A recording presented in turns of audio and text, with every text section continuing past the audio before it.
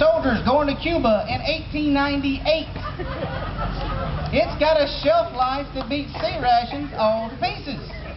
MREs can't last as long as hardtack would, and I expect with the economy they'll be feeding hardtack to the soldiers, and there we'll have to go to conscription. And I'm trying to think of what poems I haven't done here, because I've got a lot of stories, but you know how it is. You're sitting there talking to somebody, and one thought leads to another thought, which leads to another thought, and before you know it, you've gone 500 yards away thought-wise from where you first started out. Yes, and rabbit trails, that's it. My dad used to get that. He used to preach, and he'd get on a rabbit trail, and some rabbit trails lead you to a hole. But the problem is, when you lead to that hole, ain't no telling what you're going to find. I mean, look what happened to little Alice. She fell down a hole, and it got her all twisted up. I think Lewis Carroll was smoking something. That's like Edgar Allan Poe. I love that song off of El Dorado, which is called El Dorado.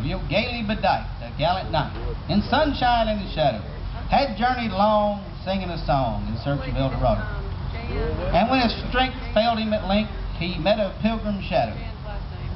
Shadow, says he, oh, where can it be, this place called El Dorado? Down the valleys of the moon, down the mountains of the moon to the valley of the shadow. Ride, boldly ride, the shade replied, if you seek for El Dorado. Great poem. But have you heard Annabelle Lee? Think you had a problem with necrophilia.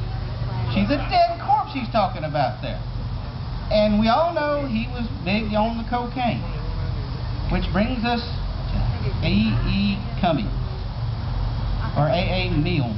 Who was the one who come up with Winnie the Pooh? There is a bunch of drug addicts in the 100-acre wood, which has completely got nothing to do with 19th century, but it's a funny story. You think about it. Pooh, he's a dope head. He's always got a rumbly in the tumbly looking for honey. He just got through smoking a blunt. And you think about Tigger. Tigger's on crank, because he's hopped up. He's wired for sound all over the place. And then you go off into like Piglet. Bad LSD trip, scared of his own shadow. Either that or got a hold of some mushrooms. My brother did that once, him and his buddy. They went and checked out a book from the library, and it showed them what mushrooms. So they went out in his buddy's cow pasture, searching for mushrooms, and made them some tea. And everything was sideways. The house was sideways, the trees were sideways, the car was sideways, and that was all cool, until they started coming down. Then the trees were after them, the house was after them, the car was after them, and they puked like a hot ox and said, never again shall I do that. But you think about it, there's some weird things, and I figured it out. He's coming in from Mexico from Gopher. He's tunneling under the border.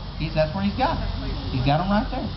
And of course, Al, he'd probably be walking them out to the judge. He's paid off. He looks the other way. And Rue, he's the lookout. Tanga, she's smuggling too. She's got that pouch built in.